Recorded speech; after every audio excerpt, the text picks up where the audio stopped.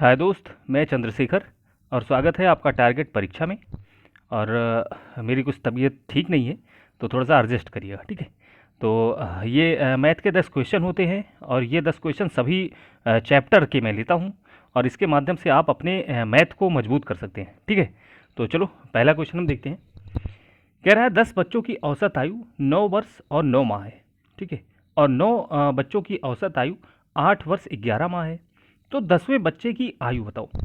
तो देखो, अगर अगर मैंने मान लिया कि 10 बच्चों की औसत आयु जो है वो 9 वर्ष 9 माह है, तो क्या मैं यहाँ से निकाल सकता हूँ कि 10 बच्चों की टोटल आयु क्या है। तो हमको पता चल जाएगा 10 बच्चों की टोटल आयु 90 वर्ष, सॉरी पेन थोड़ा सा चल नहीं रहा क्या, 90 वर्ष और 90 माह है, ठीक है। तो यहाँ से हमको ये पता चल गया कि 10 बच्चों की टोटल आयु कितना है, 90 वर्ष 9 माह है, सॉरी 90 वर्ष 90 माह है, ठीक है। क्योंकि 10 से गुणा होगा 90 वर्ष और 90 माह में, ठीक है। चलो अब आगे हम देखते हैं। कह रहा है 9 बच्चों की औसत आयु, 9 बच्चों की औसत आयु 8 वर्ष और 11 माह है। तो 8 वर्ष 11 माह मतलब 9 8 72 वर्ष और कितना 11 नवा 99 माह। तो हमसे 10वें बच्चे की आयु पूछ रहा है। तो अगर अगर हम टोटल 10 बच्चों की एज में से 9 बच्चों की एज हम माइनस कर देंगे तो हमको 10वें बच्चे की एज मिल जाएगी, बिल्कुल मिल जाएगी। चलो देखते हैं, इसको हमको माइनस करना है। अब हमको पता है मेरे दोस्त कि 90 में से तो 99 जाएगा नहीं, तो यहाँ से हम उधार लेंगे, ठीक है। और जब यहाँ से हम उधार लेंगे तो ये माह में है, ठीक है। ये क्या है, माह में है और यह वर्ष में है, ठीक है। 90 वर्ष में है, ये वर्ष में है इधर वाला, और इधर वाला क्या है, माह में है, ठीक है। तो इधर जाएगा तो पूरा 1 साल उधार जाएगा, ठीक है। जब 1 साल उधार जाएगा तो यहाँ कितना हो जाएगा, यहाँ पहले से 90 माह है और 1 साल में 12 महीने होते हैं, मतलब ये हो जाएगा 102, ठीक है। ये 102 माह हो जाएगा। अब 102 माह में से हम 99 माह माइनस कर सकते हैं, बिल्कुल माइनस कर सकते हैं। कितना हो जाएगा, तो हमारा हो जाएगा 3 माह, ठीक है। 102 में से 99 माइनस करेंगे तो आ जाएगा कितना, 3 माह। और यहाँ से एक हाथ चला गया है, उधर चला गया है, तो मतलब यहाँ कितना बचा, यहाँ बचा 89, ठीक है। यहाँ यहाँ कितना बचा, 89 बचा।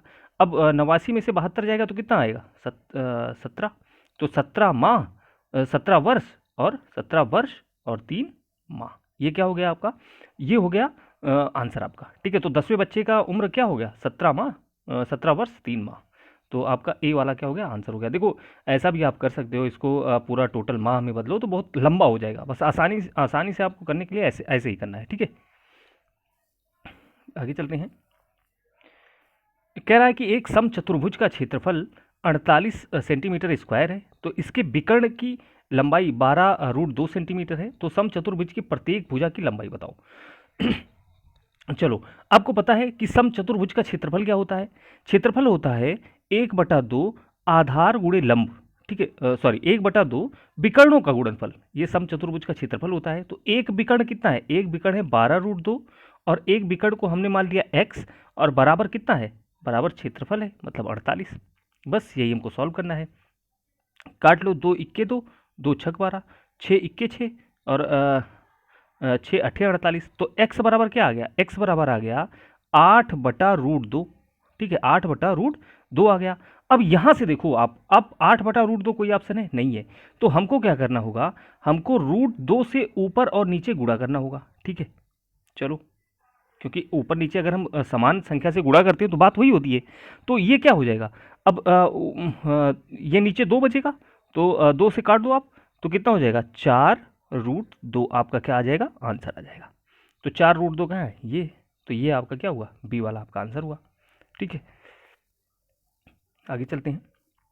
कह रहा है यदि चाय के मूल्य में 20% की बढ़ोतरी हो जाए तो उसकी खपत कितने प्रतिशत की कमी कर दी जाए कि चाय पर होने वाले व्यय में कोई वृद्धि न हो। देखो ऐसे सवालों को करने के लिए बहुत आसान एक तरीका है, वही आपको अपना लेना है। हमेशा क्या करना है, 20% की बढ़ोतरी कर रहा है ना, तो पहले 20 लिखो, 20 गुणे 100 और बटा नीचे क्या होगा, हमेशा नीचे देखो 20% के पीछे क्या लिखा है, बढ़ा हुआ या कम हुआ। तो बढ़ा हुआ लिखा है ना, तो नीचे क्या होगा, 120, मतलब 100 में उतना प्लस कर देंगे अगर बढ़ा हुआ रहेगा, और कम रहेगा, कमी रहेगी तो 100 से उतना माइनस कर देंगे। बस यही हमको सॉल्व कर लेना है। ये क्या हुआ, जीरो से जीरो कट गया, 2 इक्के 2, 2 छक और 2 50 बटा क्या हो गया, 50/3। अब 50/3 मतलब क्या होता है, 16 सही 2/3 होता है। तो ये आपका आंसर हुआ। अगले क्वेश्चन चलते हैं। अब कह रहा है एक दीवाल घड़ी 9 बजे टन टन करने में 9 सेकंड का समय लेता है। ठीक है, 9 बजे टन टन करने में 9 सेकंड का समय लेता है। तो 11 बजे टन टन करने में कितना समय लेगा। देखो 9 अगर बजा है तो कितनी बार टन करेगा, 9 बार टन करेगा। ठीक है, टन कितनी बार बोलेगा, 9 बार बोलेगा। तो अगर 11 बजा है तो 11 बार बोलेगा। ठीक है, तो सिंपल है, ये ऐसे क्वेश्चन फंसाने के लिए दे दिए जाते हैं। और यहाँ पे आपका आंसर होगा बी। ठीक है, 11 सेकंड। क्योंकि टन 9 बार जब टन टन बोल रहा है तो देखो 9 बार जब टन टन बोल रहा है तो 9 सेकंड लग रहे हैं, 11 बार बोलेगा तो 11 सेकंड लगेगी। ठीक है, अब यहाँ एक अच्छा क्वेश्चन है। कह रहा है एक आयत का क्षेत्रफल 60 वर्ग सेंटीमीटर है और उसका परिमाप 34 सेंटीमीटर है। तो इसके विकर्ण की लंबाई बताओ। देखो ये आप एक सूत्र से भी लगा सकते हो और आप अपना दिमाग यहाँ पे इस्तेमाल कर सकते हो। ठीक है, अब आपको पता है कि x गुणे y बराबर क्या होता है, 60 होना चाहिए। ठीक है, क्योंकि क्षेत्रफल क्या होता है, क्षेत्रफल ये मान लो अगर कोई वर्ग है या आयत है तो इसकी x अगर लंबाई हो गई और y चौड़ाई हो गई तो इस यही तो क्षेत्रफल होता है, x गुणे y। ठीक है, x गुणे y बराबर हमको क्या मिल गया, 60। अच्छा भाई, चलो आगे चलो। अब कहता है परिमाप क्या होता है। अगर हम परिमाप का आधा कर दें तो हमको लंबाई और प्लस चौड़ाई ये मिल जाता है। बिल्कुल मिल जाता है, मतलब हम ये कह सकते हैं कि x प्लस वाई बराबर कितना हो जाएगा, 17। तभी तो 17 दूना 34 होगा। तो x प्लस वाई बराबर कितना हो जाएगा, 17। अब आप खुद दिमाग लगाओ कि 17 मतलब ये 17 है और उन दो संख्याओं का गुणनफल जिनका योगफल 17 आए और उनका गुणनफल 60 आए। ठीक है, तो अनुमान लगाओ। तो मैं तो लगा लिया भैया 12 और 12 गुणे 5। तो 12 पंचे कितना आ रहा है, 60। और 12 और 17 आप 12 और 5 जोड़ रहे हो तो कितना आ रहा है, 17। तो मतलब बिल्कुल सही है। तो हम मतलब मेरा एक संख्या क्या है, मेरा एक संख्या 12 है और एक संख्या क्या है, 5 है। तो अगर ये एक वर्ग है, हमको पता है इसका विकर्ण पूछा है हमसे। ठीक है, एक आयत है और इसका एक विकर्ण पूछा है। अगर ये 12 हो गया और ये 5 हो गया तो हमको पता है ये ट्रिपलेट बन रहा है, मतलब 13, 12 और 5। तो इसका कर्ण क्या हो जाएगा, कर्ण हो जाएगा 13 और आपका आंसर क्या हुआ, 13 सेंटीमीटर। ठीक है, हालांकि मैं जल्दी बता दिया आपको, ऐसे ही परीक्षा में आपको पेपर में ऐसे ही करना है। ठीक है, पूरा लगाना नहीं है। अगर आप पूरा लगाओगे तो आपका टाइम बहुत लगेगा। ये 60 तरीका है और पूरा आप लगा भी सकते हो, आसानी से आ जाएगा। ठीक है, ए स्क्वायर ए प्लस बी का होल स्क्वायर बराबर इस सूत्र से आपको आ जाएगा। ठीक है, लेकिन ये तरीका है जो आपको 60 मेथड बताने का। ठीक है, तो यहाँ से आपका आंसर आसानी से आ जाएगा।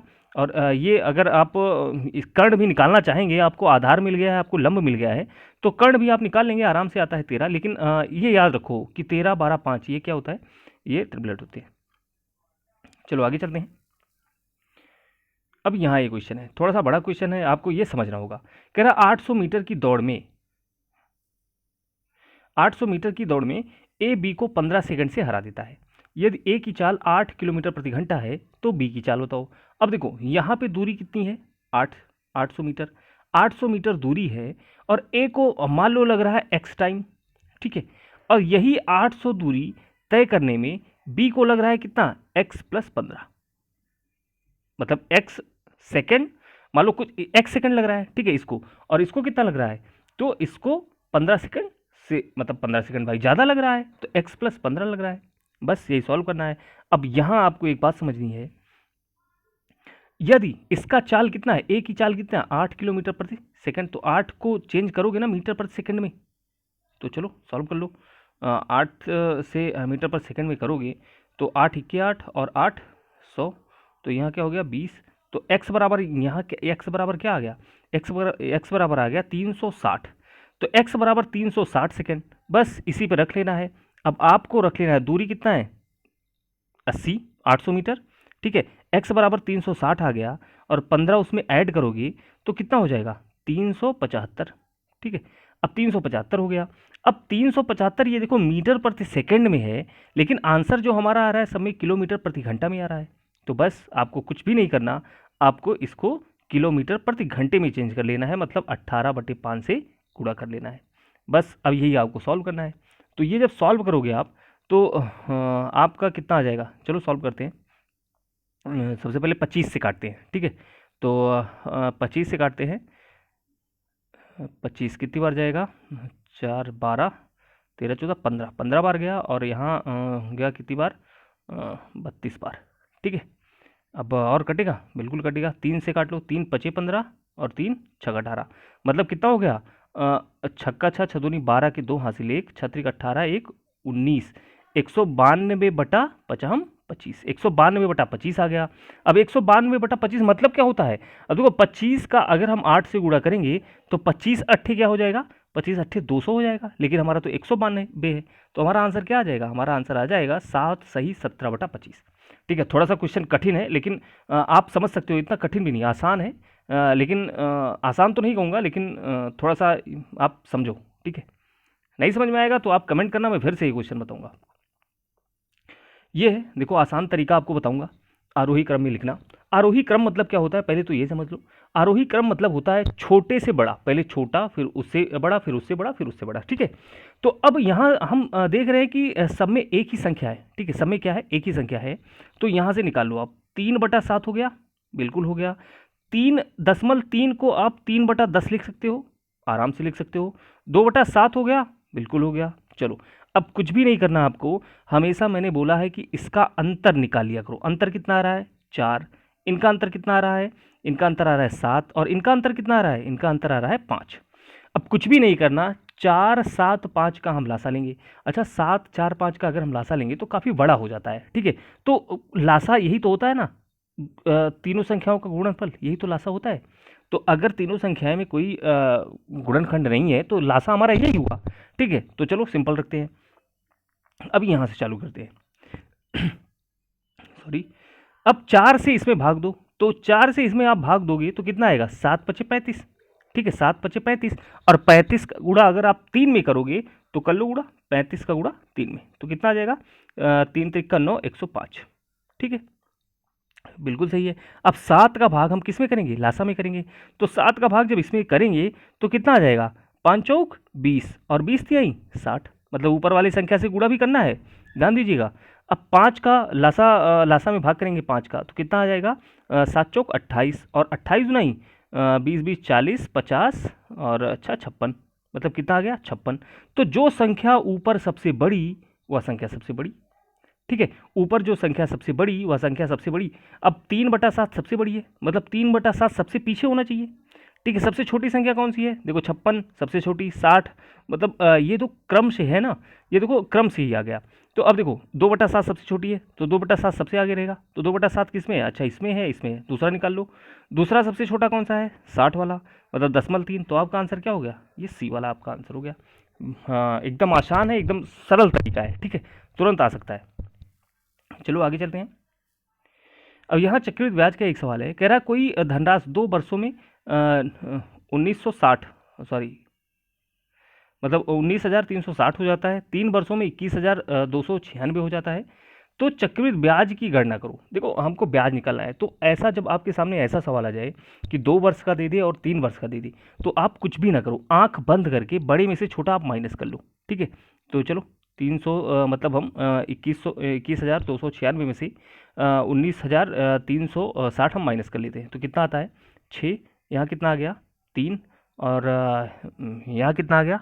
तो यहाँ से एक उधार गया, तो यहाँ पे आ गया 9, 9 ही आएगा, और यहाँ पे एक जीरो बचा, तो यहाँ से 10, तो यहाँ आ गया 1936। तो 1936 गुणे 100 और बटा 2 साल, मतलब 2 वर्ष वाला पहले वाला, तो कितना है? 19,360। बस हमको यही सॉल्व कर लेना है, हमारा आंसर है। अब हम सॉल्व कैसे करेंगे?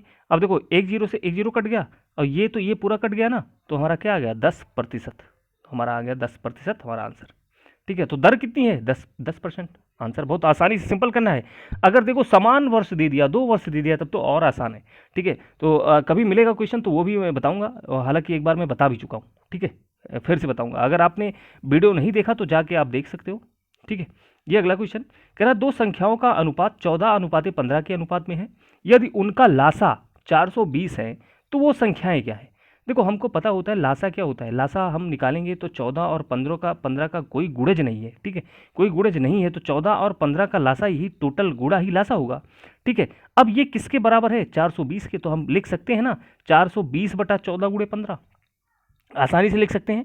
अब अगर हम इसे काटते हैं तो हमारा क्या आ जाएगा, तो 14 इक्के 14 तियाँ 42, 15 इक्के 15, 15 दूना 30, तो क्या आ गया हमारा x बराबर, मतलब क्या आ गया, हमको 2 मिल गया। बस संख्याएं कौन सी है, 14 दूनी 28 और 15 दूनाई 30, मतलब एक संख्या है 28 और एक संख्या है 30, तो आपका आंसर क्या हुआ, आपका आंसर हो गया बी। आसान है, ठीक है। अगला क्वेश्चन हम देखते हैं, ये शायद लास्ट क्वेश्चन है, हमारा लास्ट क्वेश्चन है, तो चलिए इसे हम सॉल्व करते हैं। अब देखो यहाँ पे क्या है, 2 की घात 4 4 और गुणे 1/2, यही तो है ना। तो यहाँ से 2 से 2 दूनी 4 कट गया, तो हमको मिल गया 2 की घात 2 मिल गया ना। तो यहाँ पे आप कह सकते हो 2 की घात 2n, क्योंकि n है तो n से इसका गुणा हो जाएगा, 2 का गुणा हो जाएगा, तो 2 की घात 2n, सही से ढंग से लिख देता हूँ एक बार मैं। यहाँ हमको क्या मिल गया, यहाँ हमको मिल गया 2 का घात 2n, ठीक है। ये बराबर है कितने, 256 के। तो क्या हम बता सकते हैं 256 क्या है, 256 है 2 की घात 8, 2 की घात 8 क्या है, 256 है। तो अब हमारा देखो आधार जब सेम है तो क्या होगा, 2n बराबर कितना होगा 8, अगर 2n बराबर 8 है तो n बराबर क्या हो जाएगा 4, तो n बराबर हो जाएगा 4, तो हमारा आंसर क्या हो गया, हमारा आंसर हो गया सी, n बराबर 4। तो बहुत आसानी से आप लगा सकते हो मैथ को। देखो 10 क्वेश्चन ये रहते हैं और ये बहुत ही अच्छे क्वेश्चन रहते हैं, ठीक है, आपके एग्ज़ाम लेवल के क्वेश्चन रहते हैं। और आप ढंग से पढ़ाई करो और इसके माध्यम से आपको मैं बहुत अच्छा मैथ का एक जो लेवल है वो आपका बहुत अच्छा कर दूंगा। लेकिन आपको देखो जोड़ घटाव गुणा भाग तो अब ये है नहीं कि आपको पढ़ाया जाएगा, तो ये सारी चीज़ें आपको आना चाहिए, जोड़ घटाव गुणा भाग ये सीख लो आप, उसके बाद इसे देखो, ठीक है। तो इसके लगभग 13 वीडियो हो चुके हैं, तो आप देख सकते हो। अगर आपने पिछला वीडियो नहीं देखा है जाके प्ले लिस्ट में देखें, और ज़्यादा से ज़्यादा शेयर करें और लाइक करें, ठीक है, और ज़्यादा से ज़्यादा लोगों को जोड़ें, ठीक है, अपने ग्रुप में। तो चलो मिलते हैं अगली वीडियो में, थैंक यू।